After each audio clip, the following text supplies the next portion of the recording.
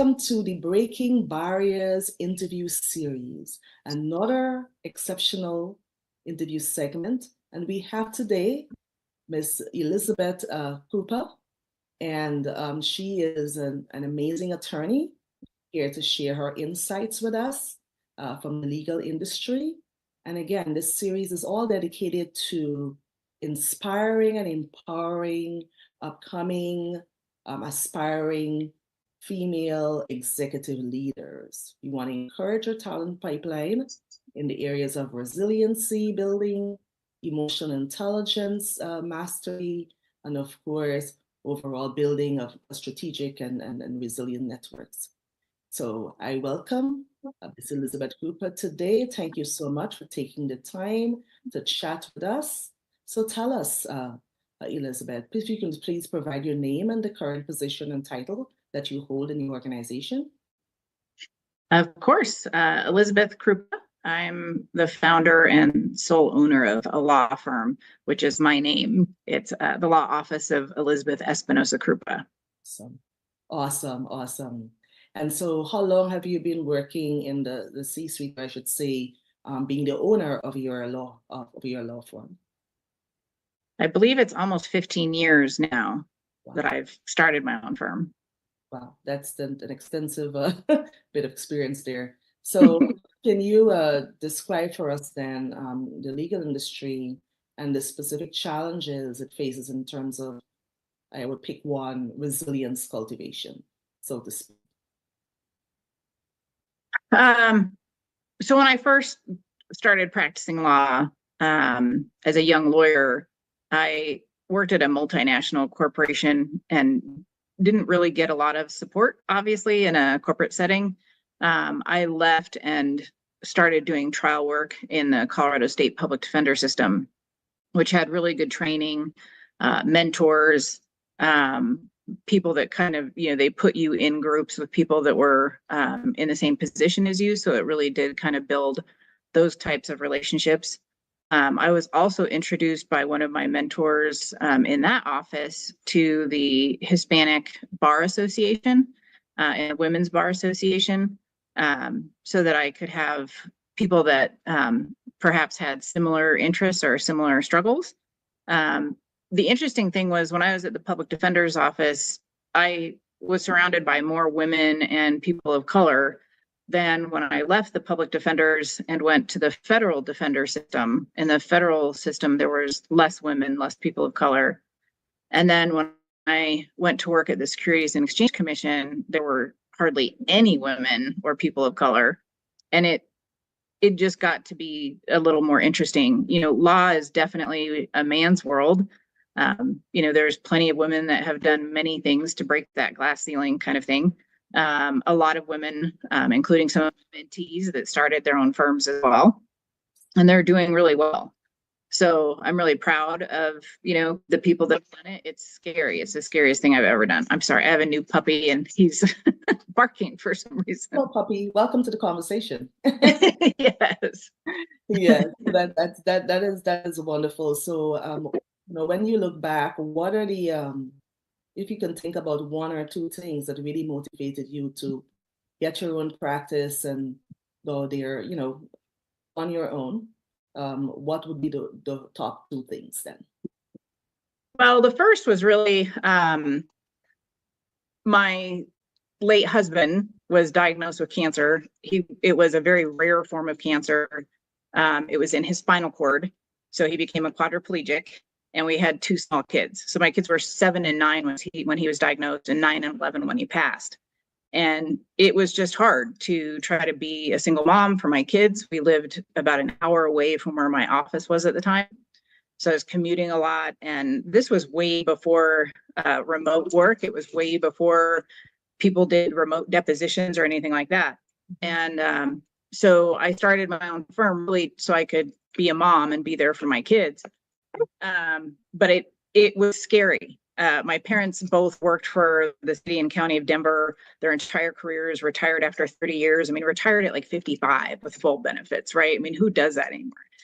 And so I just kind of did government jobs because I felt like, it was the best way for me not only to get the experience, but also to have some protections and things like that. And so when I left, it was just the most terrifying thing I've ever done. And I don't say that lightly, like, you know, motherhood was scary to me. Yes. So I was scared to do it, but once I did it, you learn, right? You learn things you should have done, everything from marketing to naming it, to building it, promoting it, networking it, sponsoring events, things like that.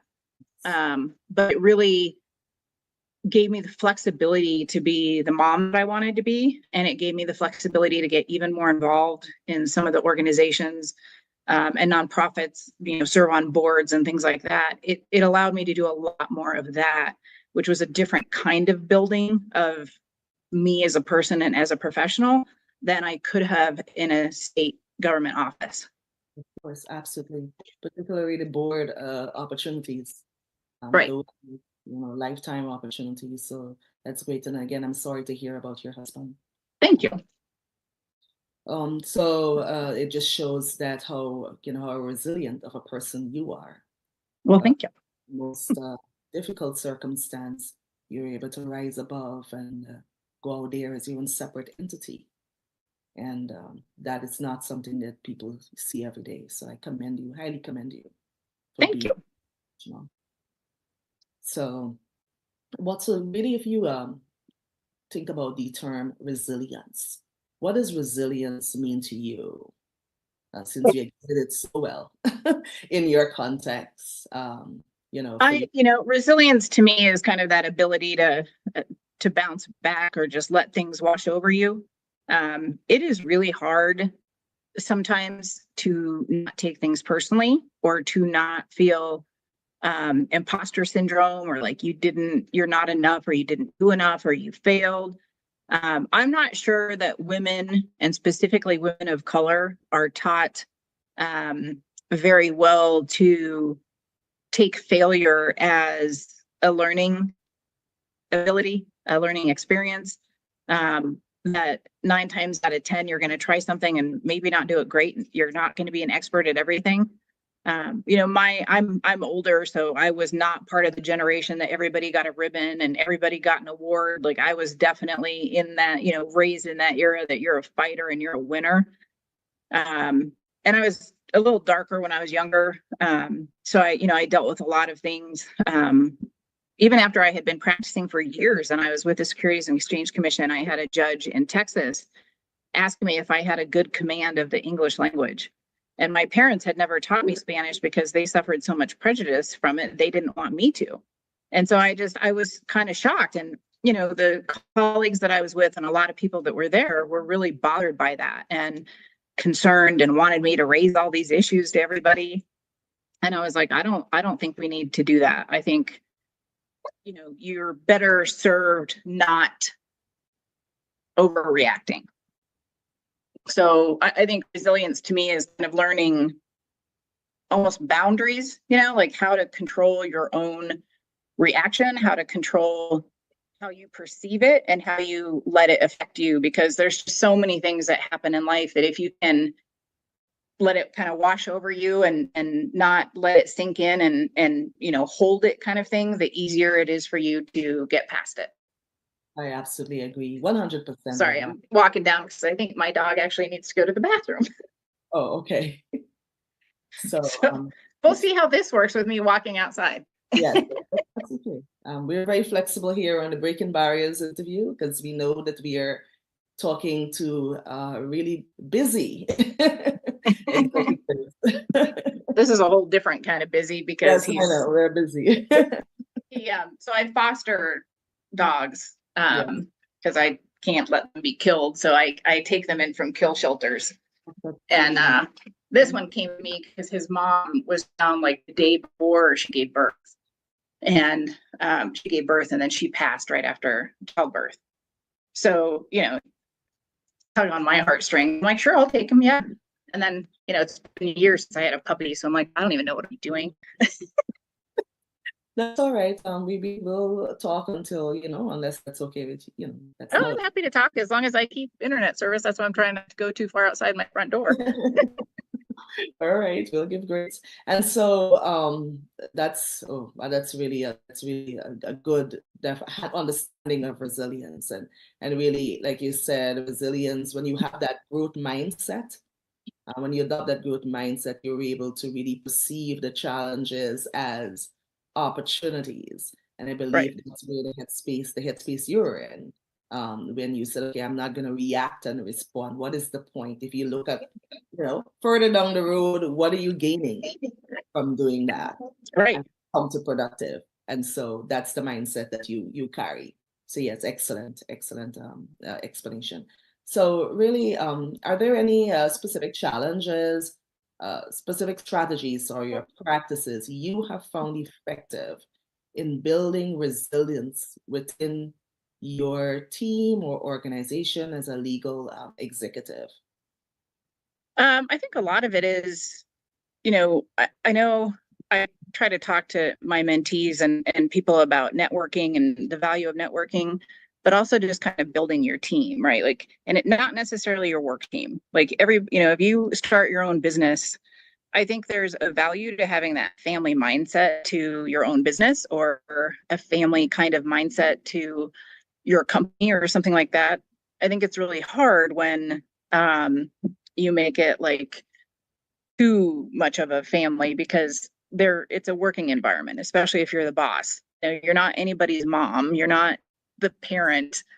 I think there's kind of a weird mix between the loyalty that family feels and some other things that you probably want to bring into a workplace or a work culture.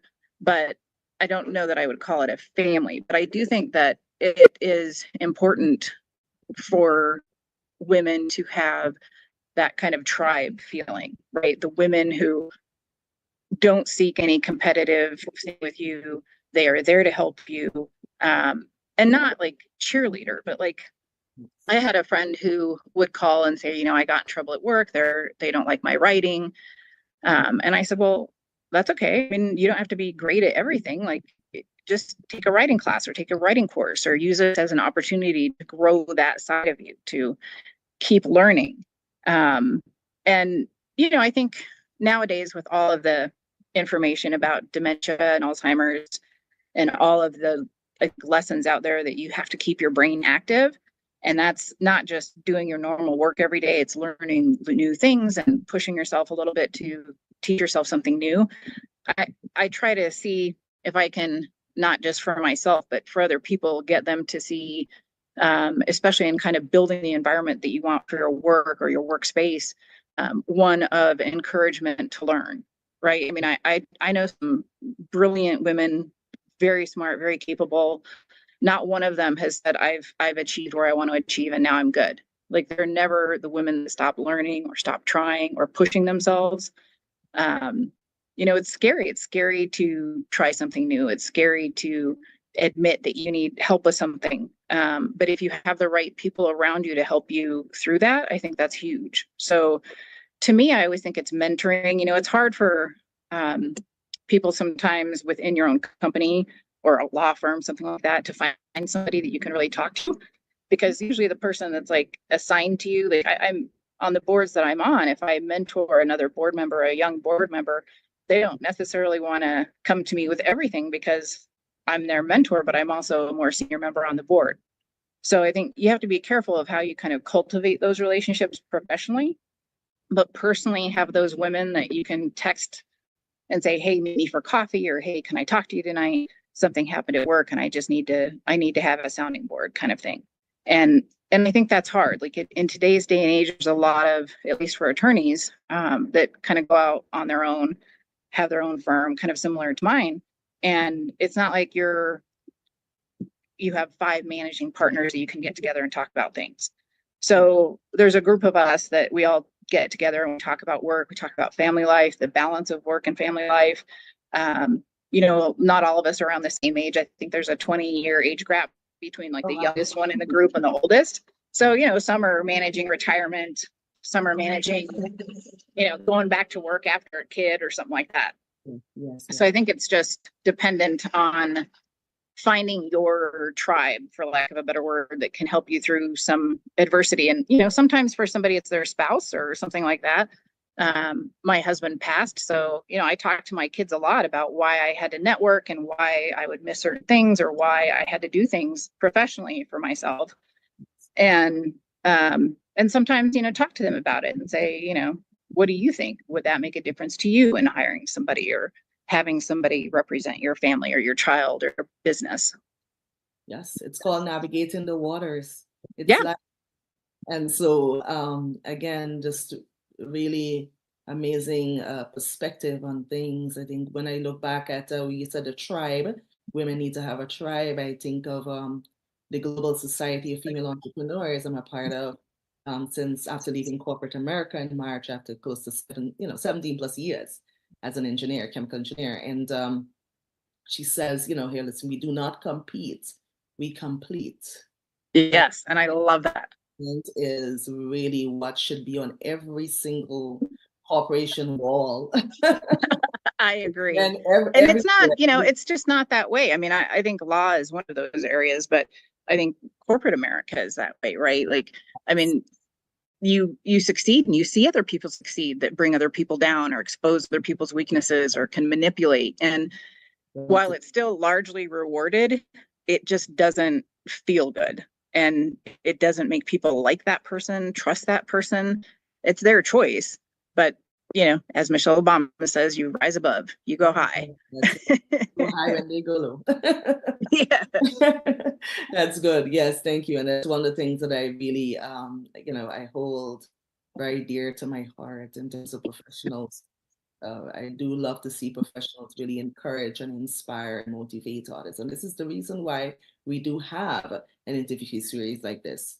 We know that it must be very, I should say, confusing for the upcoming female executive leader. Had no idea where to go, the soft skills they need to focus on, in addition to the main, deliverable roles and responsibilities. And it's right. so clear from our executives from so many different industries, and I can't tell you how many industries I've had so far for you. And it's just an honor to get somebody's perspective from the legal industry. And so before we do move on, are there any key challenges or stresses that you face in your role besides what you've described in terms of losing your husband and so forth? Is there anything on the professional front that you had to navigate would pose a key challenge in your life in overcoming?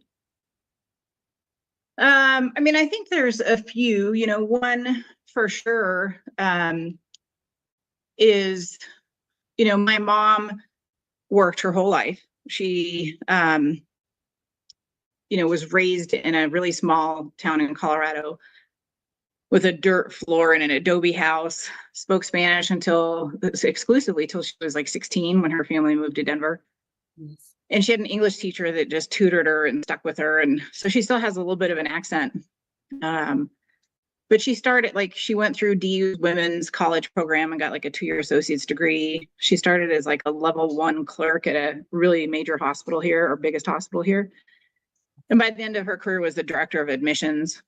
She got involved in health and hospitals and all these kind of things outside of work to help build her credibility.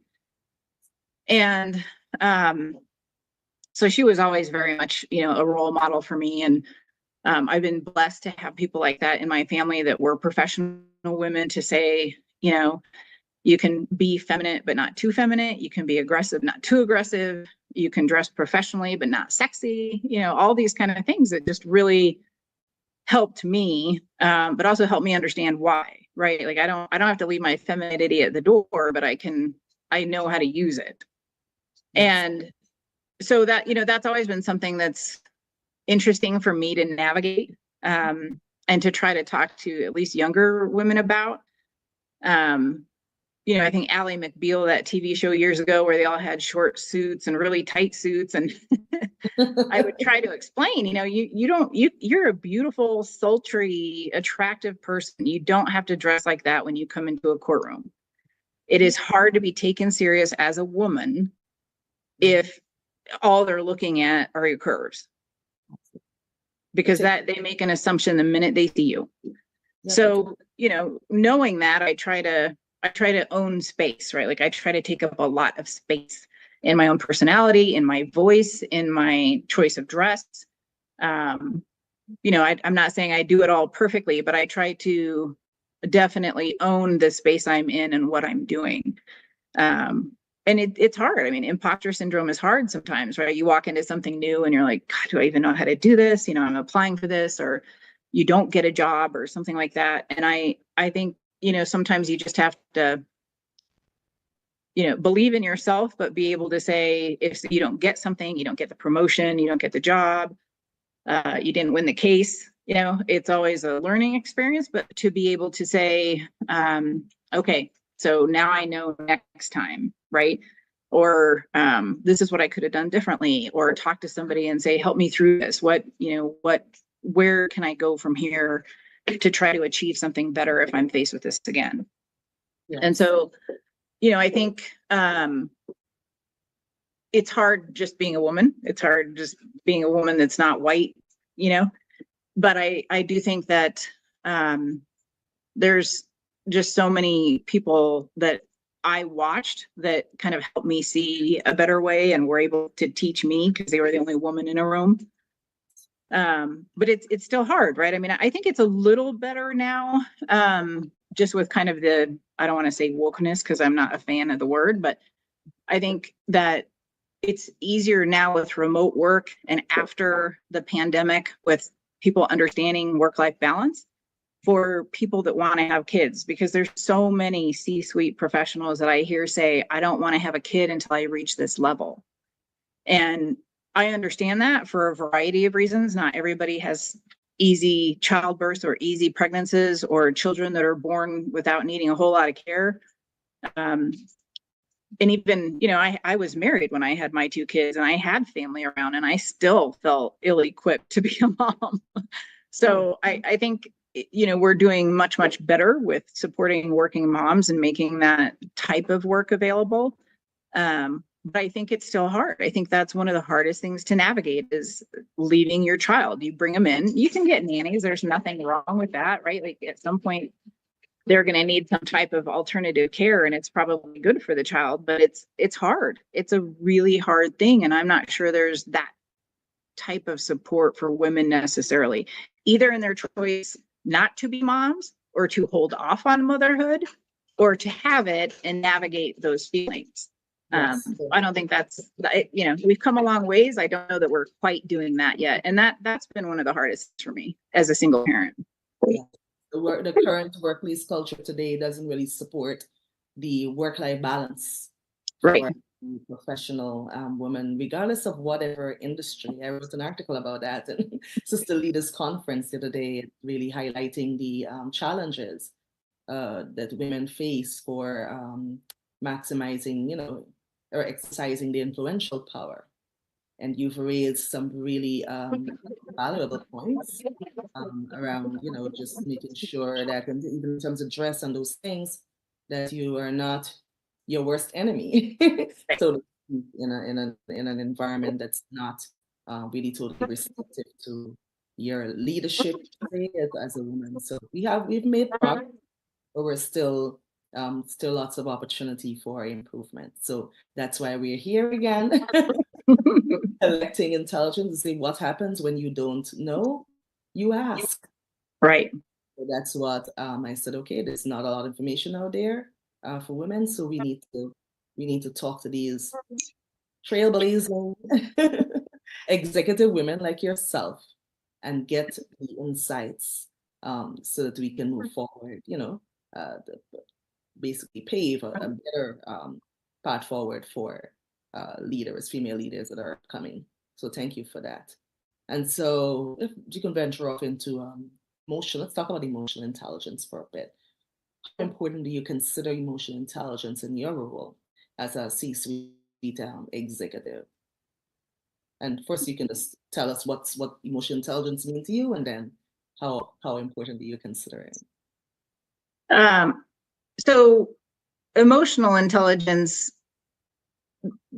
to me would just mean that I'm at least aware of my emotions, what I need to do to move through them if they're not great ones, but also aware enough of what my emotions project to other people, and how to, I'm a big fan of boundaries. And I think part of learning that emotional intelligence for me, at least, was my father was diagnosed with cancer when I was in college. And, big machismo kind of guy. I mean, he was just like the world's biggest bear and defender for me. And it was really scary to see him become so frail and so ill. And having a parent die, is just no fun. And so I think I had to kind of learn what I needed around the time that he was sick, around the time after he passed, birthdays, Christmases, what I needed to do for me to be able to move through it. And even when my husband was diagnosed, our kids were small. There were times I wanted to melt on the floor and never get back up, but I had 2 kids and they were my responsibility, and I had to go to work. I couldn't just quit on him or myself. So I think there's been some things in my life that have forced me through some awful moments, and had people that, came in and helped me, pick myself up by my bootstraps, so to speak. But it's also, that ability of being able to not be empathetic necessarily, because I think empathy is a great thing, but you can be too empathetic. The child psychologist, when my husband went through all of that, told me that my kids were going to be huge empaths, and said, while that's a wonderful thing, it also means they're going to own everybody else's pain. They will always worry about taking care of somebody else before they'll take care of themselves.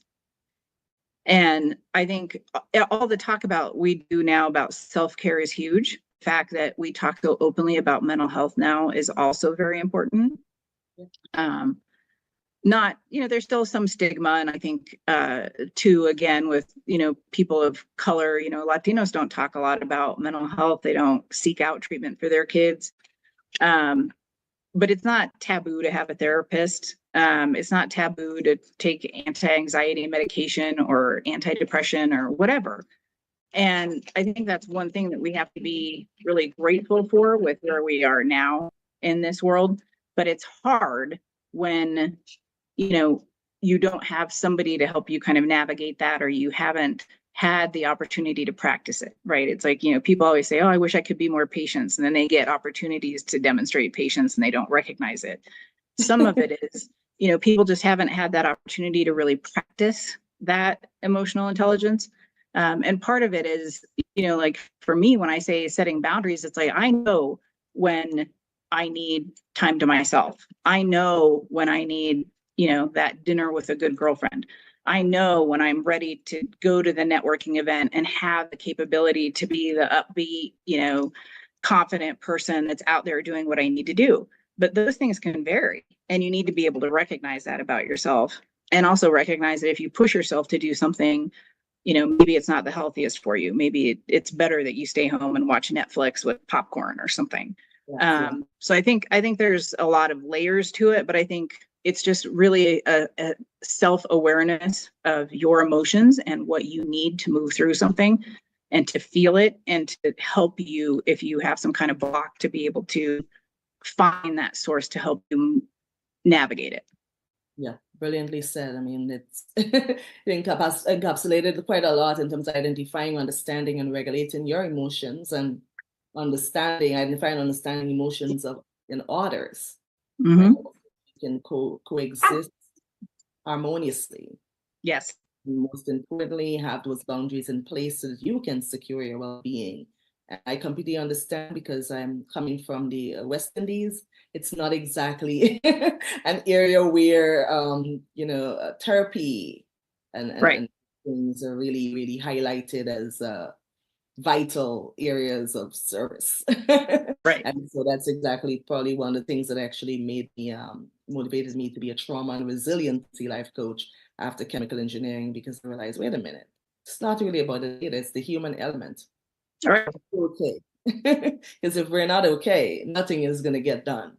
No. And when we're not okay, how we affect those around us, like, and I don't mean that in a way that, you know, if you're suffering trauma or you're, you know, really having a bad moment with how you're feeling, not to go out and, you know, not to expose that to somebody else. But I think the more you bury it and you become that kind of powder keg, people can feel it, right? Like people can sense that something's not right. And you don't want, depending on the situation, if it's a client or another board member, or, you know, you don't want something to be misread that then affects that relationship or affects how they see you or your credibility.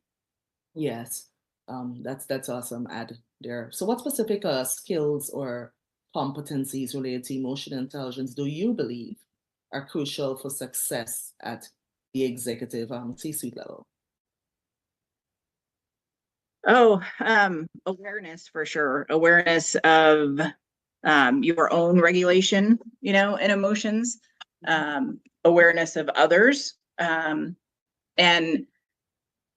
not, you know, you're not there to make everybody feel great, right? Like I think there's some things that you can do as an owner, as an employer, parent, friend, spouse, to try to help with some things.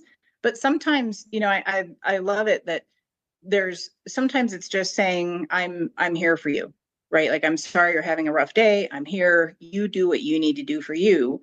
Instead of what I think a lot of women do is we try to fix it. Especially, you know, those of us that are, I mean, most of us by nature are kind of motherly, so to speak. Yes. So we want to fix things.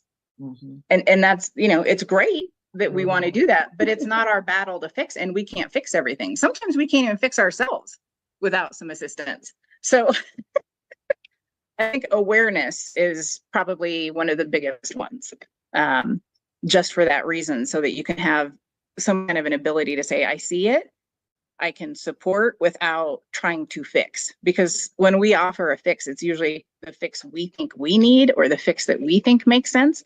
And just because it might have worked for us once doesn't mean that it works every time or that it's right for somebody else.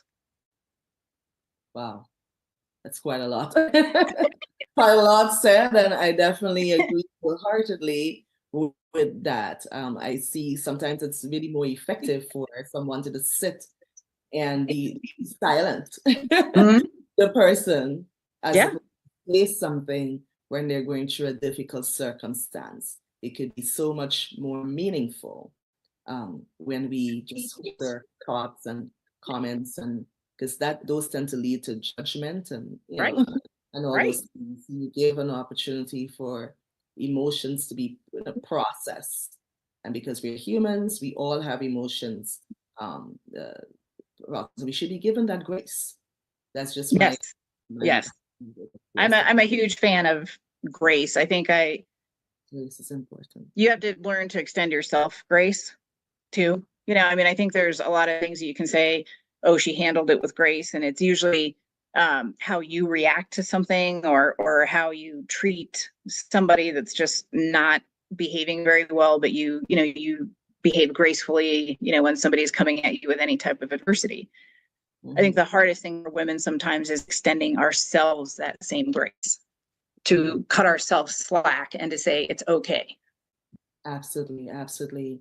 And as a trauma resilience life coach, I have all the course portfolio and everything I've designed with the professional and the executive in mind. It's really geared towards incorporating that grace and confidence element in being resiliency and building resiliency in personal and professional life, because it is a key ingredient. We go Yeah. hard on ourselves every time, even if we may extend grace to others or vice versa. It's always missing in some respect. Right. So one quick question before we venture off from the emotional intelligence mastery is: have you really personally engaged in any training or development programs that were effective in enhancing your emotional intelligence as a legal executive? So some of, I think, the trainings that I've done, like I did a corporate board training that really helped with some of that intelligence. And it wasn't necessarily like, oh, we're going to do a class on emotional intelligence. Mhm. It was being in groups of these just incredibly talented, amazing, experienced women, that imposter syndrome starts to pop out again. And then to realize as you work through things with them, challenges or whatever, that you have it, right? Like just because they have a different name, title, salary number by them, whatever it is, does not mean that you're not worthy, right? So I do think that there's leadership programs. Harvard does one. Everybody's got something, either a leadership program or women's retreats. I know a lot of women that do leadership retreats. There's things like that out there that I think are great. I think anything like that can help your emotional intelligence. I think some of the things, mentoring, I think is great. I think it's great for a variety of reasons, not just to give back. But I learn a lot from my mentees, and I learn a lot about a generation that I don't have any link to. Not, my kids are boys.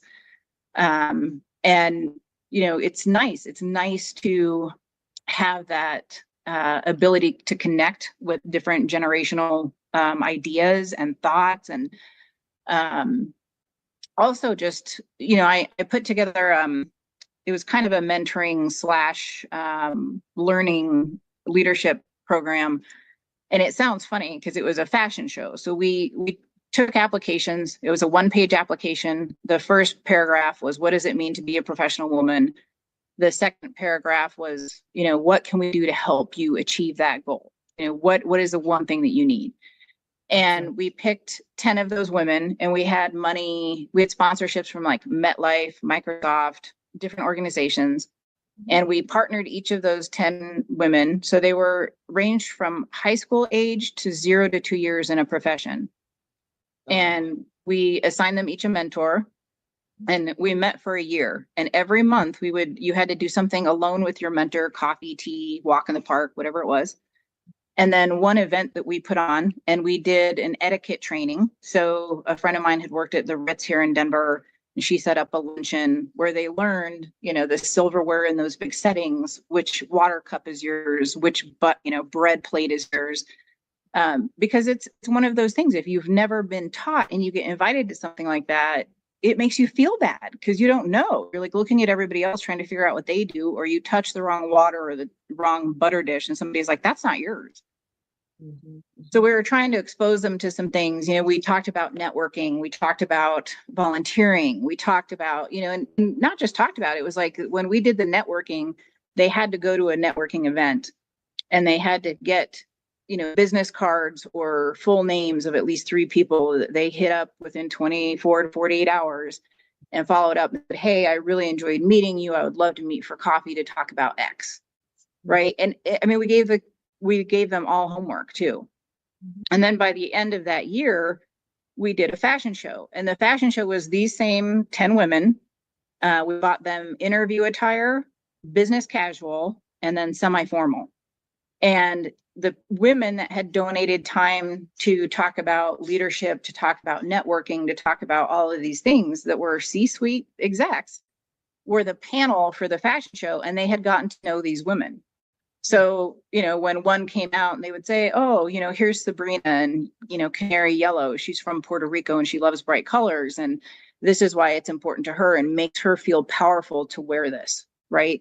And so after that, we did a networking reception afterwards. And like 3 of the 10 women that participated had job offers within like a week of that networking. Oh, look at that. And so, we loved it. We loved it.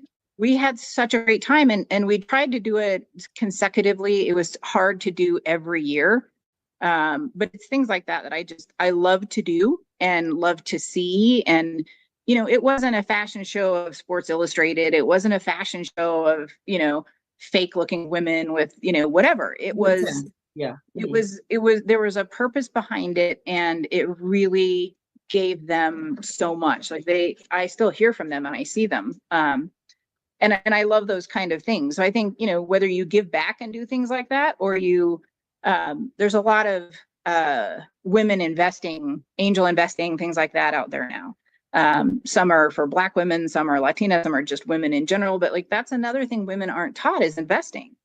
And part of, I think, your intelligence, awareness, your ability to regulate certain things is your independence. And that has to be financial too, not just your present, but your future, right? Like learning about what you need if you wanted to buy a house, what you need for this or that. And, you know, I think years ago, women just let the men handle it. And now you're seeing, you know, women not only starting their own companies, but doing their own investments, starting their own angel investing firms. And it's fabulous, but that's something that women aren't necessarily taught and need to learn.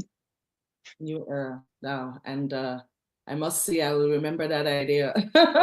Networking and building business sisterhood. That's how I see it. Yes. Yeah. That's phenomenal. Thank you for sharing that. So, in your experience, what types of difficult conversations often arise in your role as a C-suite executive? So I think the difficult conversations are always the ones where you have to give a message that's not a great one, right? Work performance based, attitude based, things like that. And it's again, having that awareness of how is this going to be perceived? How can I say it so that it is received? Because that's the hard thing, right? You want to be heard. You're not trying to hurt anybody's feelings. And I think, you know, just again, women will want to be like, I'm really sorry to have to say this. No, it's business. You say it. Yeah. But having that kind of awareness of who the person is, how you're dealing with it, how they're going to perceive and receive it to help you have that difficult conversation. And it can come in a variety of ways, right? And some of it is just no. I think it's hard for women, professional women, C-suite level women to say no. You know, we get offered an opportunity and we're like, oh, I have to take it because if I say no, they're never going to ask me again. Or, you know, if I say no, it's going to look like I can't. And so, you know, sometimes that difficult conversation is with yourself to say, you can say no. Mm-hmm. Yep, it is your right. And so, yeah, brilliantly said. And so really, what are the, in your assessment of things here, what are the effective communication and resolution techniques you have deployed during difficult conversations like that? If you can think about one or two. So I do a lot of work with developmentally disabled kids and athletes. I'm on the board of Special Olympics. And, you know, that's one thing when people want to volunteer and they're like, oh, you know, if they have developmental disabilities, like, how do I talk to them? How do I, you know, is it like talking to like a 5-year-old or something like that? And I said, you know, I pick juries all the time and I don't ever guess at my jury's intelligence. I don't want to insult anybody by sounding like I'm speaking to, you know, to children. But I also don't want to get up there and use crazy big words or assume that people know exactly what I'm talking about, right? So I always try to encourage people to think about it. Like I have them do like a little exercise where, you know, because most of us like to go to Starbucks or used to before we found cheaper ways of getting our coffee fix. You know, that your favorite barista at Starbucks, you know, you came in and they're like, God, you seem really busy. What are you doing? What's going on? Oh, I've got this situation, you know, and so you're explaining something to somebody that you trust and have some familiarity with, but you need to break it down in very small, quick, understandable language to try to get something across 3 minutes or less. And so I try to do that. I try to have, and I've encouraged people to, like when they're doing interviews or, you know, getting up and presenting, I've emceed events too. So I don't have a fear of public speaking. I don't have a fear of a lot of things that people do because I've had that experience in my life. But I try to get people to practice in the mirror or recording themselves just with their phones, or doing it to their children or doing it to family members. You know, similar to that same, let's talk to your barista for 3 minutes to see if you can make sure that you're being understood. If you have to have that kind of difficult conversation. Yes. And I definitely learned today about really dialing down the vocabulary and everything. I had to Yes. read to my son's class this morning, first thing. It was I should say it was an experience. And so one question on empowerment of authentic leadership. What does authentic leadership really mean to you?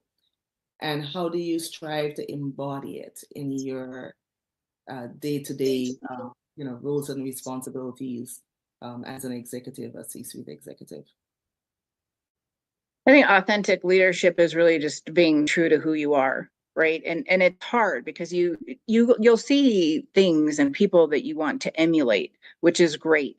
And you can try it, right? But I always tell women, I'm like, be who you are. Speak how you speak.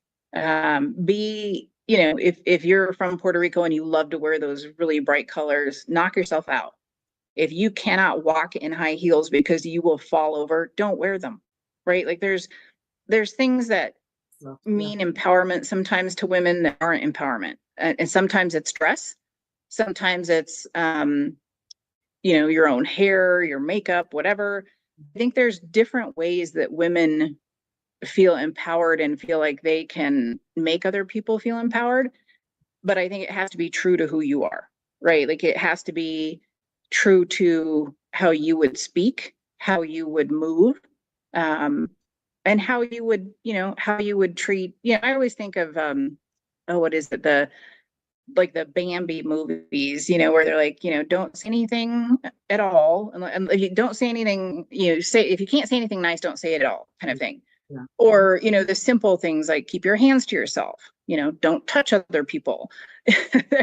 There's some basic manners that I think are the important things to really remember. But when you're trying to just be an authentic leader, I think you just have to be true to who you are. And again, it goes to that same perception that people have of you and their ability to receive the information that you're giving. If you're being authentic to who you are, how you speak, how you act, how you would move through something, they also get to know you, right? Like that becomes part of your credibility into who you are. And you can either take that and go, okay, I need to kind of massage that, or I need to do this, right? One thing that I think aggressive women get all the time is, oh God, you were so scary. I was so intimidated, right? And so, that's fine. I mean, someone probably cherish that, and God bless them if they do. But I try to go, okay, how can I, if I have to talk to you, I need you to hear me. And if you're scared about it, how can I use my language, body language, the environment in which we sit to talk to make it less intimidating? Because the point is really, I need you to hear me. Yes. And that will definitely block true reception. Is exactly not feeling comfortable and feeling that they can be vulnerable in that moment to really just get into really what they see at hand. So that's awesome. So if you already encountered any challenges, if you had to name one or two challenges that you've encountered, or I should say resistance when promoting authentic leadership as an executive, what would those be? So I think there's probably a couple of those. And the reason I bring it up is because it's a different dynamic in each instance. So one was in a national organization that I was a part of, I was in the executive leadership. And I was a little shocked and disappointed in the lack of the other executive women kind of supporting each other. There was some of that kind of belittling or, they were never in a big firm. They didn't meet this benchmark. They didn't raise this many, millions of dollars. And kind of that openly talking down the person that was running the organization. And I wish that people could see what that looks like. It's not a good look. I mean, in my world of criminal defense, I always say, snitches get stitches. And I don't mean that lightly. Like, if you talk about somebody or whatever, I or even it's going to come back and reflect on you, because clearly it hasn't for Trump. But I do think that there's a way that I wish somebody could see what that looks like when they do that. It doesn't make you look smart. It doesn't make you look powerful. It makes you look small and scared. And it's just a disappointing thing to see. Right. It's a disappointing thing to see. And so, it's just like in relationships. I tell my boys, with their girlfriends, I said, you never say a bad word about your person. You never say one negative thing. And if you have a problem with them, you talk to them. You don't go to somebody else and say, hey, so-and-so is doing this and I don't like it. Go to them. Because as the boss, if you come to me and say, so-and-so, da-da-da-da-da, I go, okay, so-and-so, come in here. All right, sit down. This is what they just said. Mm-hmm. Like, I'm not playing that game. You have something, you go to them. And if you can't talk, I'll facilitate it. But is this really what you wanted to do? You really wanted to come to me with this?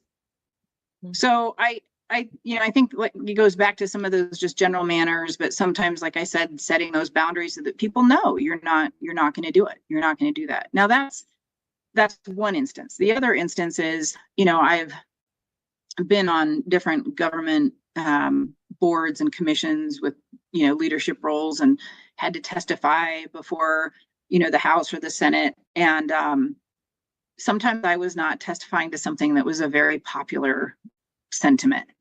And I was getting threatened. Yeah. And I just thought, this is bizarre. You are that afraid. This monolith is afraid of me, that this is what you're resorting to. You're hiring private investigators to go through my trash just to dig up something to talk about. Like, really? And I had colleagues calling me and saying, you need to be really careful. You are walking a rope that if they can find something to hang you with, they will. I'm like, fine. Bring it, right? And it's not easy to navigate through that. The easy thing to do is to walk away. Well, I'm not walking away. I've been through worse than somebody, putting some crap in an article about me. I don't really care. I mean, my credibility and my reputation is because of the work I've done. If somebody wants to try to smear me, they're going to do it. Fine, bring it, right? Like, I will rise past that occasion too. So I think it's twofold, right? It's one is that person that's supposed to be there for you, that colleague, not confidant necessarily, but that internal kind of fight within an organization that you're all supposed to be doing the same thing. Or there's that external big bad wolf that comes at you because you pressed a button. And both of those things take a lot to navigate. But in both instances, it's fear. It's just fear.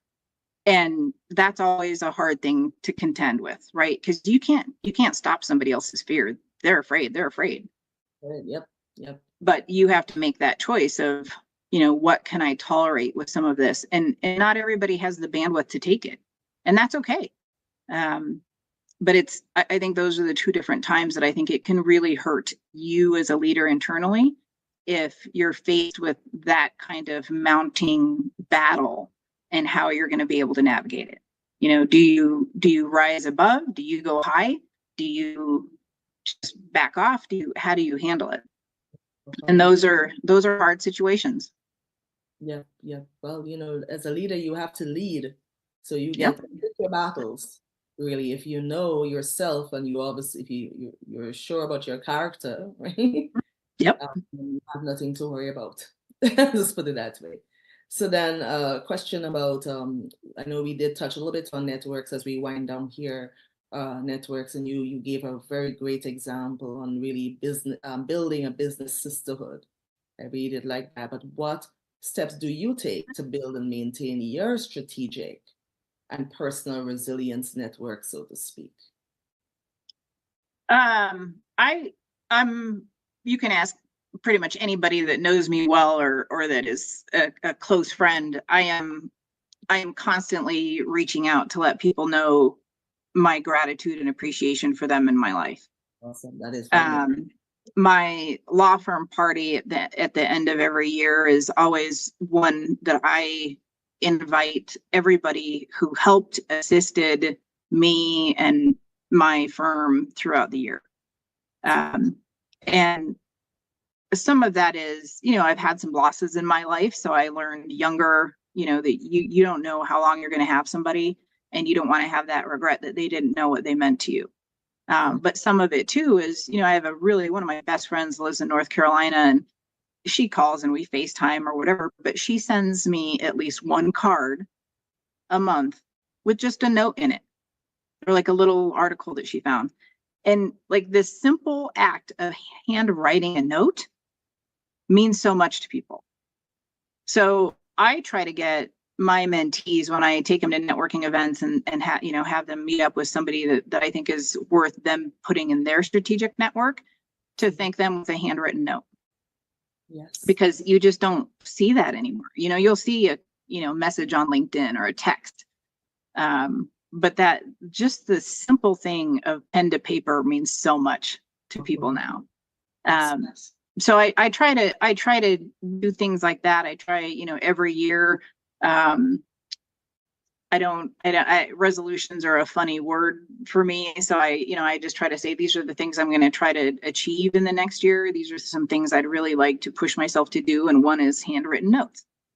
The other is, for me, at least with that strategic network, is you not only exercise it, right? So keep up with these people, keep the meetings up, but also kind of sitting down and having that internal view of what do we need, right? As a business, as a career person, what do I need? Who do I need to add to this? And who's going to bring value into my network?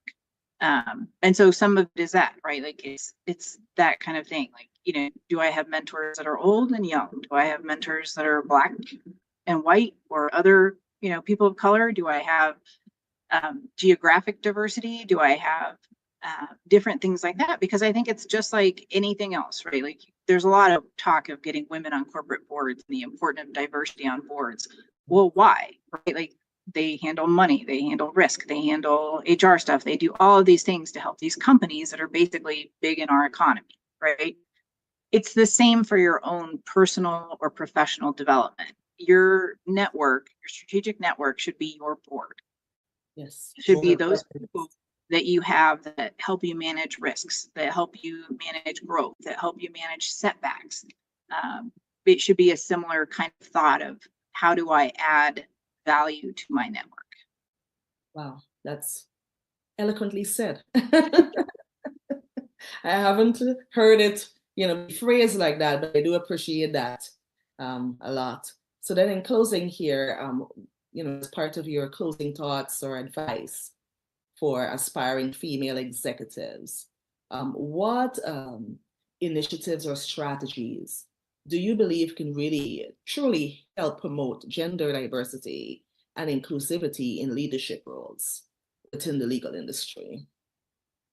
So one of the things that I learned that was one of the most valuable lessons that I earned was you can ask, right? When you are in that position and you are being sought out for whatever role or position or nonprofit dinner or whatever, you can make asks. And it was really a national organization that I was, again, in the executive leadership, that they said, it was a Hispanic organization, and everybody wants to have their name on that, website, on the events, at the big conferences, at the big galas. And that organization was smart enough to say, okay, for an example, MetLife, you want to give us all this money and hand out your, Snoopy stuff at the events. It's going to be more than that. We want to see that you are hiring and promoting from within Latinos. We want to see that when you reach out for outside sourcing of contracts, jobs, whatever, that you are looking for that diversity, and that you're not just, okay, we're going to hire this firm to help our company and we're going to make sure there's a Hispanic lawyer on it. We want to see the billing. We want to make sure that person is actually getting meaningful work. And so, I get hired as a DEI expert from time to time, and I tell them straight up when they first want, to retain or consult, have me consult. But I'm not your typical DEI, right? If you send your white male chief diversity officer to meet with me, I'm going to say we already have some problems, that you're the chief diversity officer, okay? And second, that you're wearing a Black Lives Matter t-shirt, okay? I mean, there's just some things we need to talk about up front. Or even like government organizations, when they, for Black History Month, when the panel is all put together by the white execs. I'm like, what? What?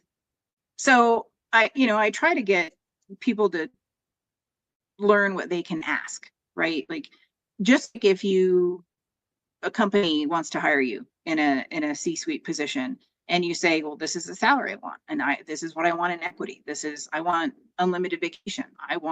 You have to learn how to ask, and you have the power to ask.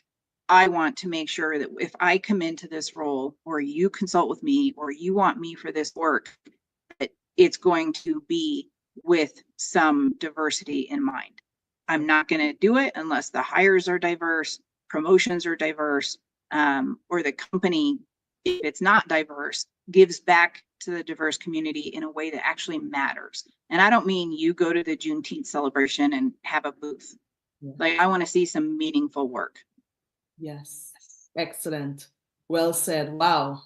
I must say, I have to commend you. You're a very high, excellent caliber legal executive professional. I do love the fact that you lead with a high posture and as well as wisdom in everything that you do, and inclusivity from all that you've said. And it's indeed a privilege to have you share these amazing and valuable insights to our upcoming leaders. There's so much to gain just from listening to everything that you said. I would have to literally go over the call. And so I really commend you for that. From the bottom of my heart, I want to thank you for your time. Thank you for just spending time with us and really addressing things that are not necessarily addressed for the sake of women well-being and empowerment, right? Because that's what we are here to do. We lift up others, right, as we go up. And definitely, you're very, very a perfect example and model of that. So thank you for who you are and yourself. And thank you for all the women that you have helped along the way. I know that they've gotten substantial help just from thank you. Who sits before me. And everything you said, I wholeheartedly agree with. As a technical leader was my past life. Now as a resilience expert. So thank you again for your time, and wishing you the very best. Thank you very much. Amazing success in your journey ahead, both personally and professionally. Thank you very much.